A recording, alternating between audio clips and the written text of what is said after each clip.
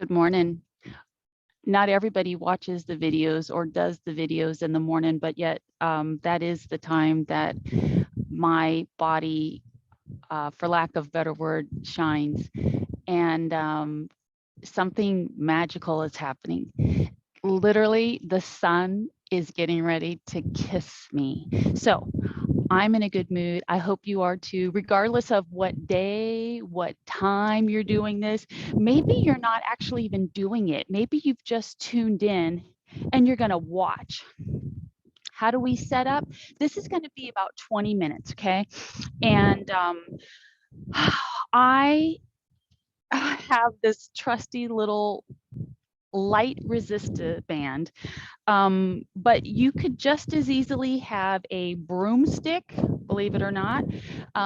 You could have a towel, like it would need to be at least the size of a bath towel, and something that's not too dense because you need to be able to sweep it around your body. But we're going to start and break this movement down really easily.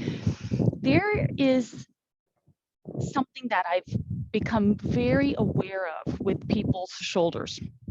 And that's an inability to kind of get their arms around their backside. So, in the most easiest form, and it still doesn't mean that you'll be able to do it, but if you have something to pull on, it helps guide, right?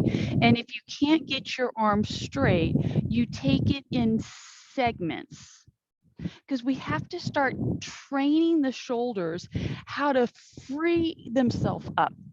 And what I'm doing here with my legs, you often, I actually, I can do this movement without moving my legs, but there's something about my body just wants to follow through. So I can follow through even more by putting the swivel in. Okay. And then we're going to do one more and then we'll change directions. If you're still trying to figure out what's happening with the arms, stop. Here we go. Swing them the other way. One arm stays down. The other arm is the arm that needs to kind of make this big circle around your body. And then bring the other arm up, right? Now, your ability to kind of manipulate the rest of your body to help you if you're stuck, um, it's just a learning. You have to learn what your body needs. And if getting your arms behind you is just way too advanced, how about just bring them up? Bring them up to the level that you feel like you can have some tug on whatever you're holding and swivel, right? We often get hung up with what we can't do instead of doing what our body permits it to do that day. And do one more. And I spend a significant amount of time assessing clients that way, because sometimes where we left off is not where they're able to pick back up, right? So now put your band down. We're just going to go into a nice, gentle, static line stretch for the IT band. And I already set it up. Cross one leg over, give the hips a little push, right? Everything that I do seems very simple if all you're doing is watching. If all you're doing is watching, I love that. Okay, switch sides. But if watching gives you the impression that, man, that's just so regressed for me, I want to encourage you to try it. We don't always have to be creating a stressful position for our body. There is a time for that. Just switch back, okay? But there's also a time, in my opinion, where the majority of what we do should feel good. It shouldn't feel like you're giving yourself a beating, right? Now, pull the navel to spine. You have this imaginary wall behind you. So the back of your hand, if you can get it to the wall, the back of the head, the back of the shoulders, use your free arm to help push the hips a little bit. And as you push the hips, this front knee should soften. Now we're going to do a little bit more with this arm. Turn your head, look up at your arm, reach the hand higher, and then look at your palm. Release the arm. There's, I don't want to say controversy, but there's differing thoughts on static hold stretching, right? Which is what we're doing now. Is it beneficial, right? These are all things that feel good to me, so it would be highly assumptive to make a blanket statement that yes, static hold stretching can certainly enhance whatever it is you're doing. But there are some parts on most people's bodies that are really tight, and the IT band happens to be one, right? So all we're doing is sliding the hips. In the process of you sliding the hips, your anchor leg is really rooted. The front knee is soft so that you can get your body off the midline. Take the high arm up. We're going to get back to those tweaked shoulders maybe. If when you go to extend your arm, if your shoulder bites on you, take the lever, shorten the lever, see if you can glide the shoulder away from the ear, and then like sweep the elbow up to whatever degree you can get your stretch without pain. That's a hugely important thing. So I'm just going to stay here in this modified position. And by me pressing my hips, allowing my body to take this crescent shape, right? I can just increase my stretch. And ultimately, if we were using this fully extended arm, the head is going to rotate up towards your hand. That would be up. And now release and relax. Come out of it. Moving, I always put a mat down. The mat just plays a great visual reference for me. If you are in your space, I want you to just turn your body in a way where you're looking at the side, looking off to the side to see what's happening on the screen. So I'm just inching my feet apart so I'm as wide as my mat is wide. And we're going to take our hands, turn the fingers in towards each other. And intentionally, I want you to go into the C curve spine, draw the chin to your chest, look through the midline of the body. You're kind of just hollowed out. And when we're in C, chances are that your shoulders have just drawn up towards your jawline. So as we float out of this into the next position, glide the shoulders away from the jaw and the ears. I want you to press the hips back. So this is what would seem like just a supported squat hold, right? So it's called cat back, chin to chest, tuck the tailbone, the legs are staying bent, right? And then sway back. And from this position, just let your arms hang. And now, if you're dealing with center body mass, then you might even need to separate your feet further to create a space for your body to be able to draw down into, right? And start walking it out. Everything I'm doing is super slow motion. I've just put my feet back on my mat because I don't want to slide, right? All right, so this is the middle phase of like your downward dog, even though we're not gonna, this is not a yoga class, okay? Press the heels to the floor. Maybe you have to bend your legs because your hamstrings are so tight, and even with bent legs, you still can't get your heels to the floor. All that does by you bending your legs is it helps you articulate your spine a little bit better, right? Here we go, fully extended if you can. And now draw down to hands and knees. In your hand and knee position, pull those hands back. I want you to feel like your wrists, elbows, shoulders are stacked. And then you're gonna lay your feet out. And you wanna create this line where the hip and knee line are stacked and your body is in tabletop, okay? Can you take and extend one leg? And what we're going to do is just have this repeating extension on that leg. Okay. And as you're in extension, I want you to feel your belly pull up into your body. So often, this is what I see clients do. Drive the leg back and bring the upper body forward. You want your arms to be these pillars of strength for you. And that is why they're directly under your shoulder joint. You're using the heels of your hands to press you up away from the floor. And now hold here. Can you free up your opposite arm to the extended leg?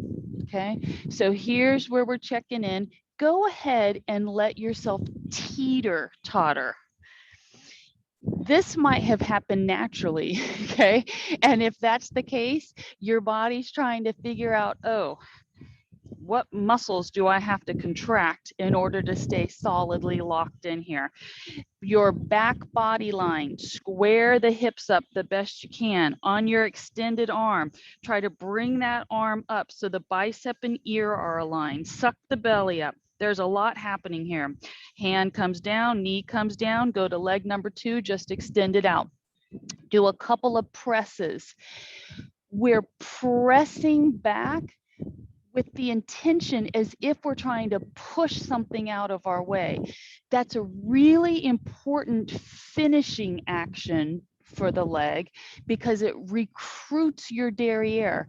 So if all you do is push the leg back or lift the leg without the push action, you're not connecting that knee extension. Okay, so now square the hips by sucking the derriere up, reach the other arm, opposite hand out, and go ahead and let your body teeter like you're losing your balance.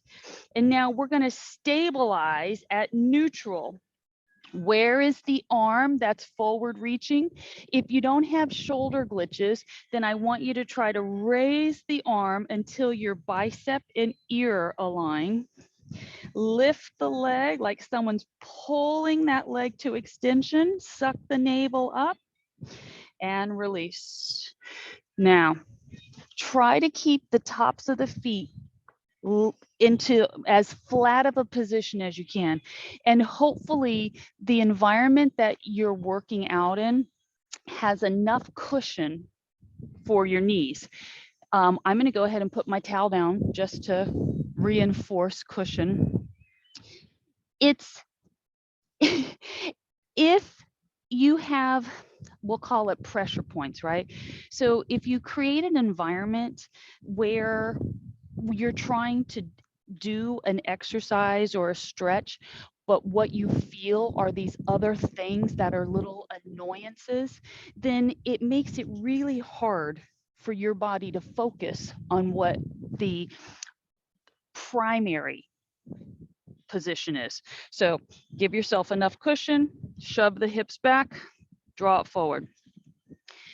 Often we've got a lot of limitation through the anterior tips and the knees by having tight quads that keeps us from being able to actually sit down on the foot. I'm not expecting you to do that. I just want you to get into a little bit of a rock, okay? All right, so you're gonna close the gap between the legs the best you can. Sit back the best you can. Draw your elbows to the mat. I'm going to start with the hand that's closest to the screen, okay? Some of you might be pressed right down on your heels, and that's fine. But if your hips are high, I'm demonstrating like a modified movement because so many people end up kind of here. But tug your elbow really close. There's going to be one arm that stays on the floor, and you're going to do your very best to pull that elbow back nice and tight, okay? So your spine is coming into this long lengthened position. I want you to cup your free hand to your ear, and I want you to draw your elbow down like it's just touching the other knee. And then you're going to rotate, twist the spine, and bring it back down. So as you twist and elevate this elbow up, turning your head, looking at the bicep, looking at the elbow, bring it down. Inhale. twist. We're doing 5. As you come up into the twist, take the elbow that's on the floor, push it into the floor. That will help extend your trunk line a little bit. Bring it down, inhale. Here we go, gliding up, exhale. Inhale down. One more. This can be a very awkward feeling if it's a new move for your body. Bring it down, other side. I'm going to just stay facing this direction and do the other arm, okay? Hand to ear, go elbow towards the knee, and then exhale on that rotation, turning the head, looking at your elbow, inhale down. 5 is our count. Exhale, exhale, exhale, exhale. Remember, the down elbow has a job. As you start your rotation, push that elbow into the floor. It will help you get a cleaner rotating line. Inhale down. So often I sneak in an extra repetition, not really trying to. It's just because I get into a talk position instead of just counting. Make this next one your last one. Okay. Exhale up. Bring it down. Now, we're coming flat body. What are we going to do? We're going to do a little hip extension. We're going to do a little bit of scorpion. Scorpion. It is one of my favorite stretches. So many things get engaged with scorpion, but first and foremost, let's just get our body flat. So as you're settling in, stretch the legs, right? Try to press the tops of the feet to the floor. You're going to prop your elbows right up under your shoulders, turning the palms towards your mat. Feel your feet and the knees. You want to try to be tracking nice and long. Sometimes the ankles and the heels aren't in line and the heels flop out or the legs laying on the wrong part of the quad. You want to imagine that someone's picked up your leg, given it a nice tug, and then you're set. Hands to the mat. Press elbows from the floor and down. Now, as soon as you tried to lift, if your body felt restricted at all, then just scoot your hands forward a little bit, push and down. You have a lot of discretion. You really do, right? Sometimes you have to watch something in its entirety before you really make up your mind, oh, I could probably do that. Right? I really think that that's the type of person that the majority of what it is that I do caters to. The person who's on the fence, maybe the person who has pre-existing injuries and they want to work out, but they just actually don't know what they need to do or how to do it gently enough. It's called scalable. How do we scale movements back to the point where even an injured body can do it? You're coming down. If you have no idea what the scorpion is, then just watch for a minute. Your arms are going to go into this T line, bending one leg. The head is just lifted because we need that to be able to rotate. Okay, so one leg bends, lift it, crank that leg over the body and turn the head away from the leg. Right? Come back to neutral. We're going to alternate the side to side. There we go. So the arm that ends up getting loaded as you roll the leg over, this is really important, okay? You are going to try to take your chest and extend through the trunk a little bit so that you feel like you're getting a front shoulder stretch. And if you don't retract and roll the shoulder head back slightly, then the start point is off, right? So let's do 3 more. Roll the shoulder back, rock the leg over. Inhale as you come out of it. You have one arm that can actually assist you into your rotation, right? Inhale, exhale, roll. Now, come back up to neutral. Press into your cobra. That's your cobra. Take the press back, press back, press back, press back, press back. Keep the knees apart. I want you to reach one arm forward. That hand is coming towards the middle of your mat. The other hand is just being used as a brace. As you brace down, draw the hips back, right? Push back to the degree that your hips and knees will let you go, and then let your ear slide right down towards your bicep. Pull yourself up, other side. What you're trying to do is you're trying to lengthen this area between the tricep and your upper middle back, okay? And in the process of that, we're trying to maintain an integrity to the spine, and that's what this other hand does. It creates a prop, right? Come up, do one more each side. Now, if you've got shoulder biting, then you're probably going to need to work your hand a little wide versus narrow, right? Come up, do it again. Last time, take the push. I've just went ahead and offset my hand to a wider position. Still, the ear glides right down next to the bicep.